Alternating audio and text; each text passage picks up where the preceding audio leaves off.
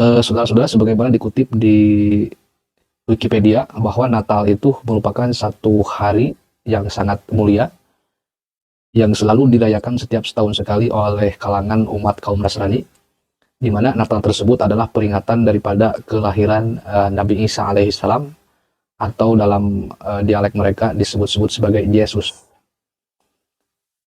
Berbicara tentang hukum, yang pertama, ikut merayakan. Maka para ulama, Bismillahirrahmanirrahim. Assalamualaikum warahmatullahi wabarakatuh. Alhamdulillah wassalatu wassalamu ala rasulillah amma ba'du. Hukum daripada ikut merayakan hari Natal dan sekedar mengucapkan selamat Natal. Sebelum kita berbicara tentang hukum dua hal tersebut, kita harus mengetahui dulu apa arti daripada itu Natal sendiri. Saudara-saudara, sebagaimana dikutip di Wikipedia bahwa Natal itu merupakan satu hari yang sangat mulia yang selalu dirayakan setiap setahun sekali oleh kalangan umat kaum Nasrani, di mana Natal tersebut adalah peringatan daripada kelahiran Nabi Isa alaihissalam, atau dalam dialek mereka disebut-sebut sebagai Yesus. Berbicara tentang hukum, yang pertama, ikut merayakan. Maka para ulama, saudara-saudaraku, dari dulu sampai sekarang telah secara panjang membahas hal tersebut, yang kesimpulannya terbagi ke dalam dua golongan para ulama. 99% para ulama mengharamkan secara mutlak ikut merayakan perayaan hari Natal tersebut, yang tentunya dengan berbagai argumentasi yang sangat kuat dan sangat banyak sekali dalil-dalilnya. Walaupun ada sebagian para ulama, segelintir para ulama yang membolehkan ikut merayakan perayaan hari Natal tersebut, dan dengan beberapa catatan tertentu. Mereka pun mempunyai dalil-dalilnya. Itu yang pertama, saudara. Ikut merayakan dalam arti kata memakai atribut, memakai pernak-pernik yang berhubungan dengan Natal, dan atau bahkan ikut menghadiri acara di tempat-tempat mereka. Maka sekali lagi, yang pertama, 99% para ulama mengharamkannya secara mutlak, dan sebagian kecil para ulama ada yang membolehkan dengan catatan yang paling utama, hati tidak ikut meridhoi akan keberlangsungan acara tersebut, dan kedua, tidak membenarkan atas keyakinan mereka akan ketuhanan seorang Nabi Isa alaihissalam.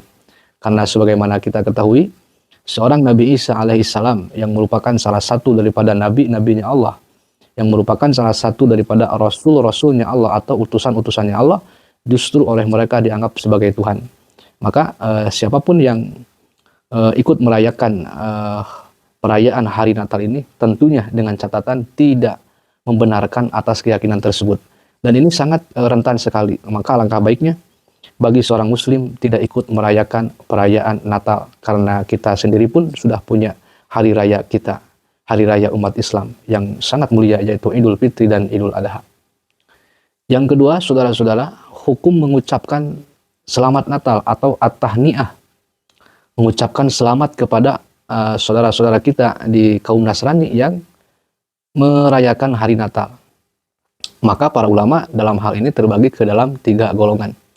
Yang pertama, ada golongan para ulama yang mengharamkan secara mutlak, seperti halnya Imam Ibnu Taimiyah.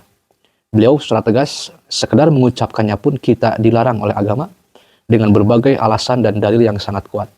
Haram secara mutlak kita mengucapkan selamat Natal. Yang kedua, ada sebagian para ulama yang membolehkan kita sekedar mengucapkan selamat Natal secara mutlak. Dan yang ketiga, tentunya itu yang barusan dengan dalil-dalilnya. Dan yang ketiga, ini yang paling rojeh dan paling kuat, dan pendapat yang sangat dipilih oleh mayoritas muslimin, adalah boleh kita mengucapkan selamat Natal dalam arti kata selamat atas kelahiran Nabi Isa alaihissalam, tapi dengan catatan-catatan tertentu, dengan syarat-syarat tertentu. Di antaranya, yang pertama, alla yakuna biniyati tasabuh. Bagi seorang muslim yang mengucapkan selamat Natal, yang pertama, catatan disyaratkan tidak ada unsur tasabuh. Tasabuh itu menyerupai kebiasaan mereka, menyerupai budaya mereka. Karena Rasulullah telah bersabda, man tasabbaha biqaumin fahuwa minhum. Barang siapa yang mengikuti atau menyerupai atas budaya, akan budaya suatu golongan tertentu, maka orang yang ikut menyerupai tersebut tidak dimasukkan ke dalam golongan tersebut. Yang kedua, catatan atau syarat yang harus dilakukan oleh seseorang, syarat yang harus dipenuhi oleh seseorang yang mengucapkan selamat Natal, Allah yukhalifa aslan min usuliddin. Sekiranya ucapan Natal ini tidak menyelisihi dasar-dasar daripada akidah agama Islam yang benar. Artinya, sekira dengan mengucapkan selamat Natal ini, selamat akidahnya, tidak akan terjerumus kepada kekufuran, tidak akan terjerumus kepada kesyirikan, maka itu boleh. Begitupun sebaliknya, kalau dengan mengucapkan selamat Natal ini akan menjerumuskan terhadap kekufuran, tentu jelas tidak boleh. Yang ketiga, syaratnya Allah yakuna li ghairil muslimin al-muharibin. Pengucapan selamat Natal ini diperuntukkan kepada umat Kristiani yang hidup berdampingan secara damai dengan kita. Adapun mengucapkan selamat Natal kepada kaum Kristiani yang jelas-jelas memerangi kita sebagai muslimin, maka itu secara mutlak haram. Haram mengucapkan selamat Natal kepada umat Kristiani yang memerangi kita. Disebut kafir harobi namanya. Yang selanjutnya, Allah yakuna min babi ibdalin li a'yadil muslimina bi a'yadil musyrikin. Mengucapkan selamat Natal ini bukan dengan tujuan mengganti ucapan selamat yang biasa terjadi dan diucapkan di dalam hari raya umat Islam. Jadi ibarat kata lebih bangga mengucapkan selamat Natal daripada selamat hari raya Idul Fitri, itu tidak boleh. Yang kelima, syaratnya li amrin muhimmin, karena ada sesuatu yang dipandang sangat penting. Mana contohnya? Seperti tentunya lid darurat, karena keadaan darurat. Misal, seorang muslimin yang tinggal di tengah-tengah mayoritas umat Kristiani, dalam tanda kutip umat Kristiani yang ekstrim, sehingga dia dipaksa untuk kemudian mengucapkan selamat Natal kepada mereka, dan dia diancam kalau tidak mengucapkan selamat Natal maka dia akan dibunuh atau akan dibunuh. Maka orang tersebut sangat dibolehkan mengucapkan selamat Natal karena darurat. Yang kedua, amrin muhim ini seperti lid dakwah, karena tujuan dakwah.